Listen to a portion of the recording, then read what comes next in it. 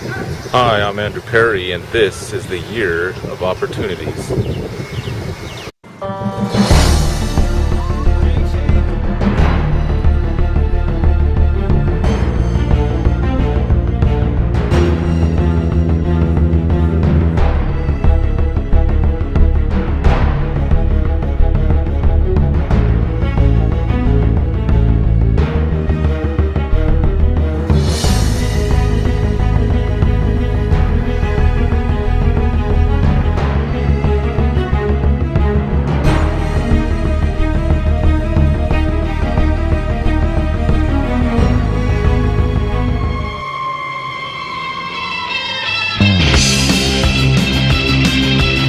Anyone watching this video will be blessed with knowledge that will come in handy at a period of time that no one wants to be a part of, a large-scale disaster.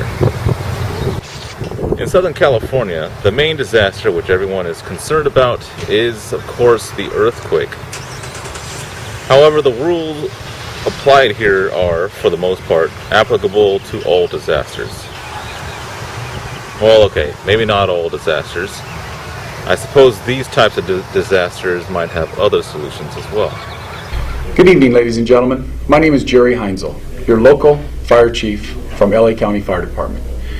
I'm here to present to you some emergency preparedness information. I have an inspector from our Public Information Office that will go over specific items that will help you in the future if we ever experience a disaster.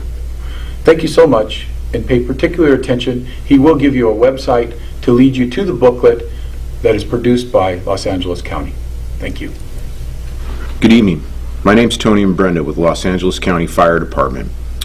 I'd like to speak with you all this evening regarding disaster preparedness and plan that we have in place here in Los Angeles County to inform residents in the event of a major disaster or major natural emergency. Number one, we like to encourage residents to have a plan, to keep supplies on hand, to stay informed and to get involved with local communities, to be well informed on what to do in the event of a major emergency. It's important to realize that in Los Angeles County we live in a very diverse region. We have individuals living in the beach communities, near the oceans, in the deserts, foothill communities, large metropolitan areas where there is very heavy population. Therefore, the region tends to be very infrastructure dependent. It's important to understand that a major disaster or a major emergency becomes a disaster when local resources become overwhelmed and they are unable to provide the natural emergency services that people have become used to here in the County of Los Angeles. We have a long history of destructive emergencies occurring in this county, everything from earthquakes to wildfires, urban fires, floods, the potential for tsunamis, potential for tornadoes, and due to our large industrial base, hazardous materials incidents, and also the potential for civil unrest and or terrorism. As evidenced by the long history of wildfires that have occurred in the Los Angeles County area, earthquakes, severe earthquakes in 33, 71, 87, and in 1994, the Northridge earthquake. As I said, this region is very infrastructure dependent. So the fact that we are going to see collapse of, for instance, in the event of an earthquake, it's likely we're going to see the collapse of bridges, the failure of roads, failure of water supply systems, and it's going to severely impede the fire department's ability to be able to deliver our services. So what we are trying to encourage residents to do is to be ready and self-sufficient for approximately a 72-hour period, though we really encourage you to prepare on the order of more for a week without the addition of emergency services or county departments to come in and assist.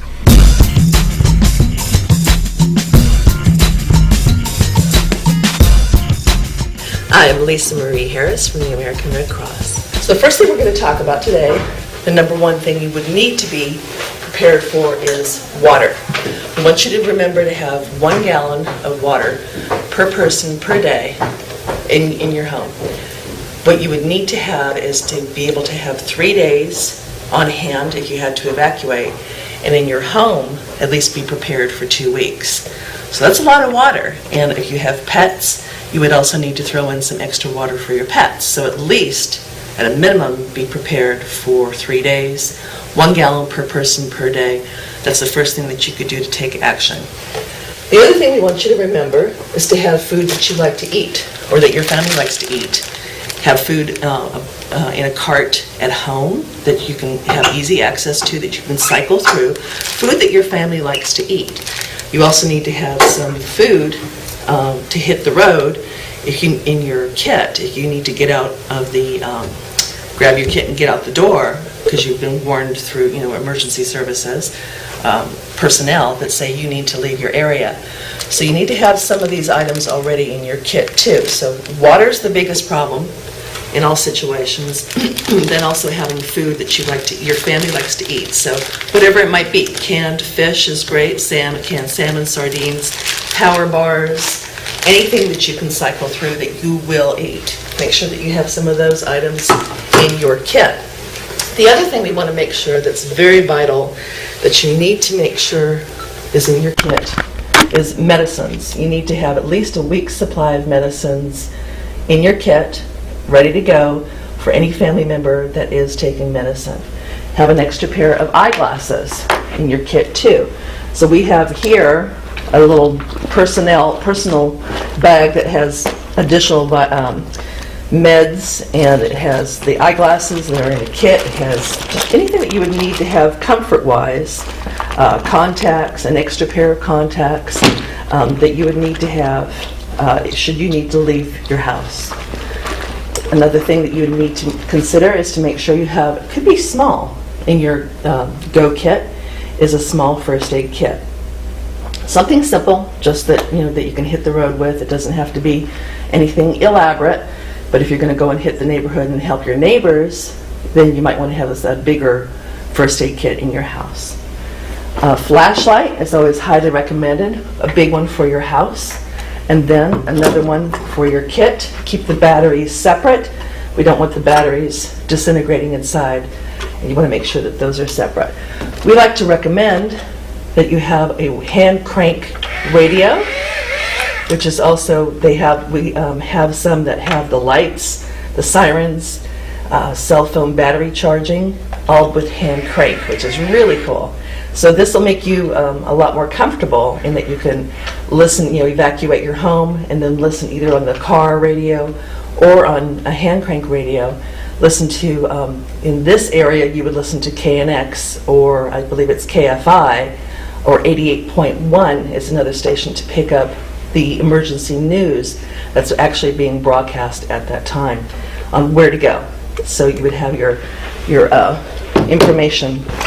The other thing we want you to remember to have in your kit, some items, is to make sure that you have extra batteries, work gloves, some glow sticks or light sticks. These usually last about 8 to 10 years. Hand sanitizer for sure. Make sure that you have a one of these Leatherman type of tools to keep those right in the front with the hand sanitizer. Put that right back. And some extra tissues. But the other thing I have in my kit, I have a kit for myself, I have a kit for my husband, and then one for our son, and they're all in the coat closet, so if we had to leave. But I have my own clothing, just some comfortable, like a windbreaker, some old t-shirts, really old, and some very comfortable. If you had to go to a shelter, you want to have some kind of athletic style, comfortable wear to put on if you needed to spend the night a couple nights. So make sure that you underwear and socks. So make sure that you have these comfort items. Super simple. We want you to start off with the water today. Go home and do one thing today, and that's the water, and start getting your kit. You don't have to go and purchase one of these bags, although they are there at redcrossstore.org.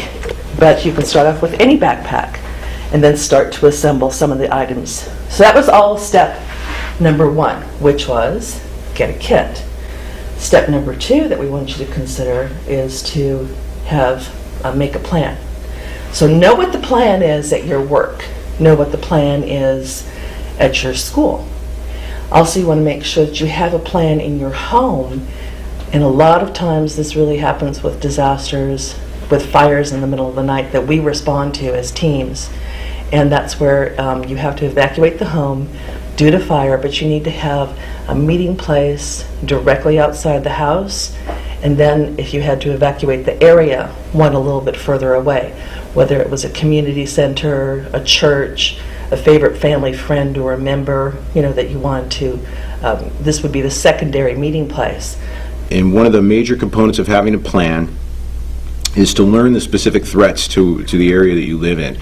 If you live in the wildland-urban interface, you have, for example, brush clearance issues to deal with, fire hardening your home, landslides, that sort of thing, which would be entirely different concerns if you're an individual who lives in a heavily populated metropolitan area, where you might see other issues with regard to being able to evacuate, things of this nature. So what we try to encourage people to do is become well informed about the specific hazards and threats to the areas that they live in.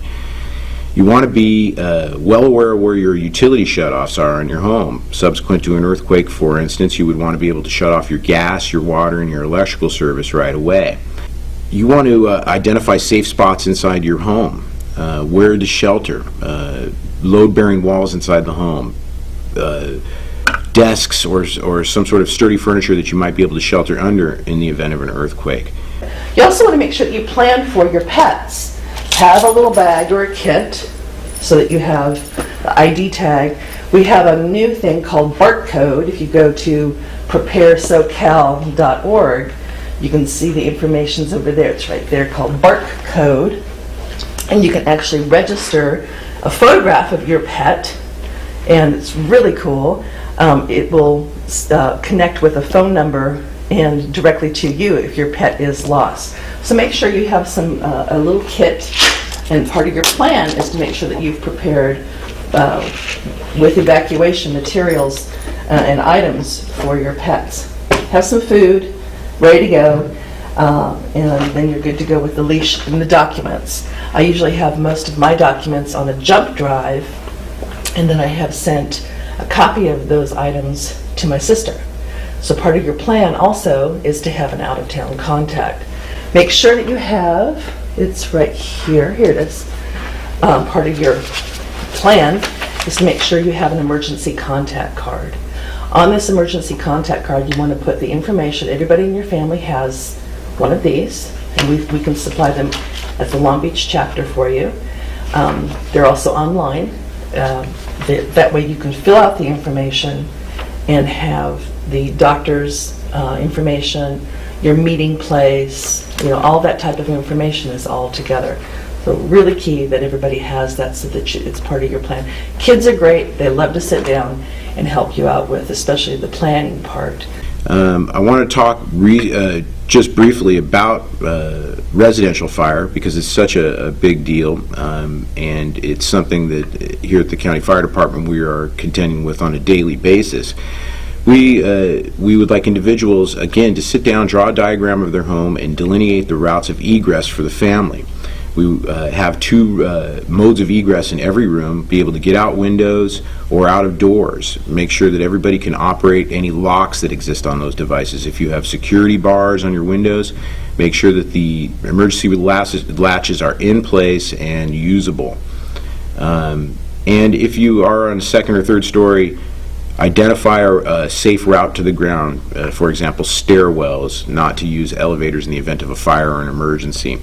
We want you to make sure that you get information is step number 3. Get information from your work. How ready is your work to make sure that they have an emergency plan for their employees? What is the school's going to do for the students that you might have in school or college or elementary, that type of thing? You want to make sure that you have all the info together, and you know what that is in advance. Make sure that you have that out-of-town contact too. One of the things that we are using here in the County Fire Department in this region is a Ready, Set, Go program, which is a basic concepts that resident has their plan in place, their kit in place, and they're ready to heed evacuation orders upon their delivery. Now, one of the things that we like to clarify is some of the evacuation terminology that typically gets used. During an emergency situation, in the early phases, if you are in an area where emergency personnel believe that you may be at risk or your presence may impair emergency operations, evacuation warnings may be issued. During that warning period, it's time to prepare to get your basic needs, paperwork, medication, and things that you're going to need to be able to survive for a 72-hour period away from the home. Once evacuation orders have been issued, those are directives to leave an area. Failure to do so will endanger the lives of not only your neighbors but also emergency personnel, and it significantly impairs our ability to deploy and use the tactics that we like to use and what we're going to be most effective using in the event of the arrival of a wildfire. And the third type is, in certain situations, emergency personnel may request that you shelter in place, and in those cases it may be safer to just remain in the home, seal the doors, seal the windows, shut off heating, ventilation, air conditioning systems, and stay vigilant and alert to new information from emergency responders.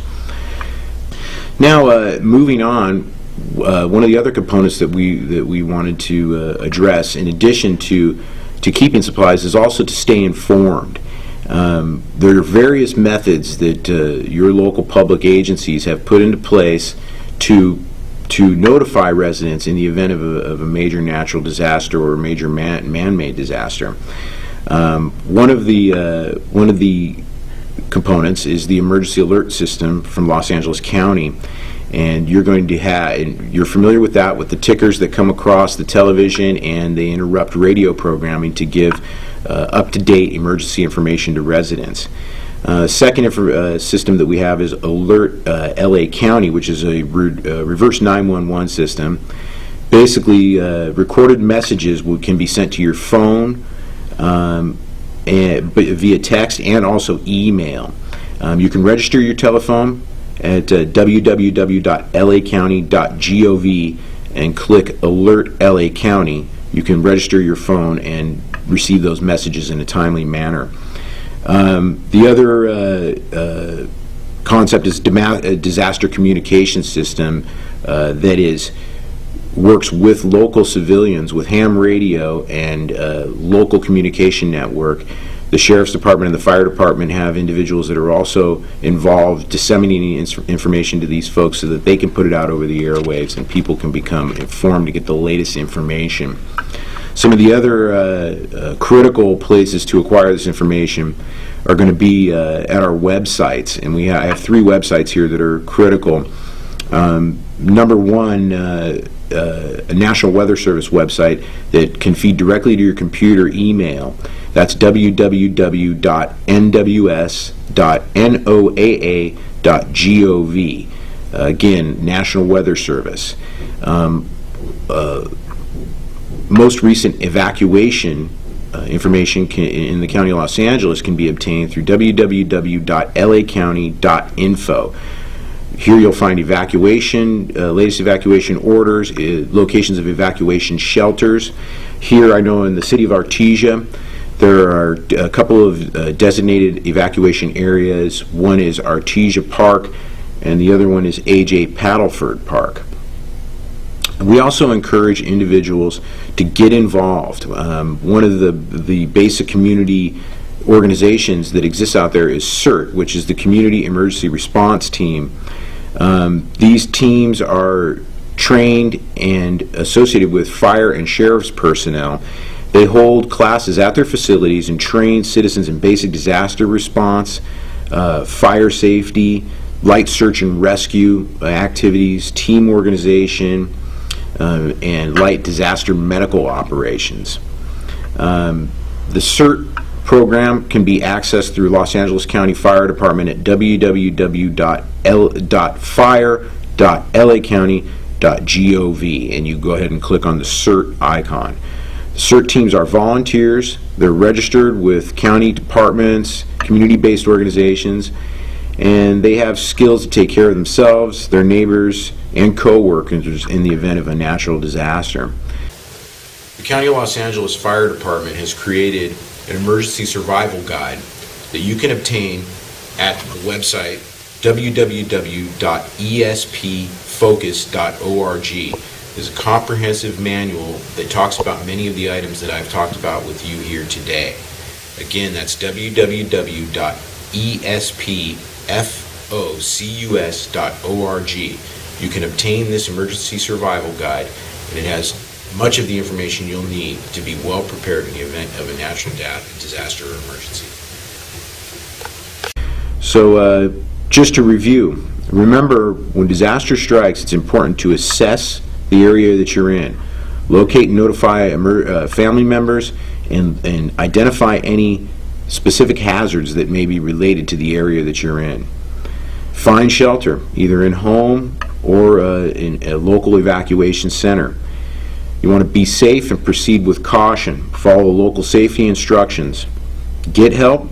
You can call 211, the info line for Los Angeles County Resources, to get a basic idea as to when local infrastructure services will be back online.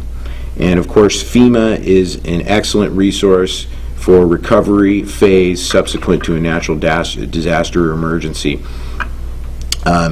Also, another great resource, of course, is the Red Cross, located at www.redcross.org. Also a great tool to use for the recovery phase subsequent to a major disaster.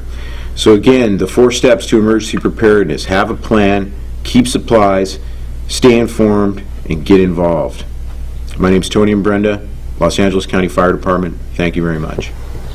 Remember, after a major disaster, we should assume that the police, firefighters, and ambulance will all be very busy dealing with the worst aspects of the situation. So, they will probably be tied up for a few days. Now, this is exactly the reason why you should plan ahead and prepare for at least a week without outside assistance. Reporting from a very cosmopolitan city of Artesia, California, I'm Andrew Perry. Valete, my friends.